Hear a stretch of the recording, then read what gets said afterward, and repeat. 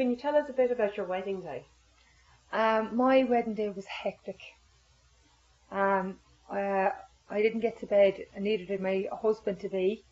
Well, my husband to be at that time, married, until all hours, because the night before my aunt who lived out the road needed water. So 11 o'clock at night I had to bring her out drums of water in the car. Got home, my younger brothers and sisters, to cook for them. I tidied up, got my stuff ready for the next morning. My husband, Martin, dropped my father home from the pub because they were all out in the pub the night before. He wasn't drinking, but he had to be the taxi driver for everyone. So we actually seen each other in the morning of the wedding. About 2 o'clock in the morning of the wedding, we seen each other.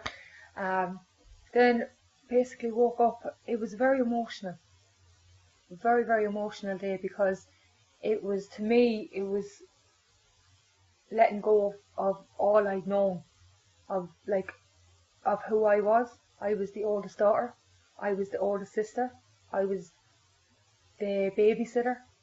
I was doing the school runs. I cooked the dinners. Now I was going to be a wife. And it was all like, it was getting ready with all of this stuff in your head as well. And I remember my father saying to me, you know, if you get to the church, he says, you walk up that aisle and you decide that you don't want to get married. He said, I don't want you worrying about anything. Don't worry about money. Don't worry about the hotel. Don't worry about what's been paid for and this, that and the other. He said, you turn around your heels and you walk out of that church. And I remember crying and saying, oh, you don't like Martin, you don't like Martin. And he turned around, he laughed at me and he says, it's not that I don't like Martin. He says, I love you. So he wanted the best for me.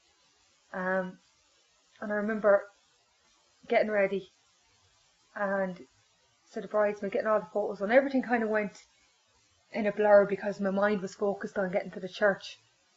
And I had a horse and carriage, and the horse was going about a mile an hour, and we were over an hour late for the church. And I remember being that nervous when we pulled up outside it, that I got out. My father helped me out of the carriage, and he stepped on my dress, and a little bit of the mesh, you'd never notice it, like a little bit of mesh ripped. And I looked up at him. I said, you ripped me fucking dress. And he looked at me, and he looked like a deer in the headlights. And he says, but I paid for it.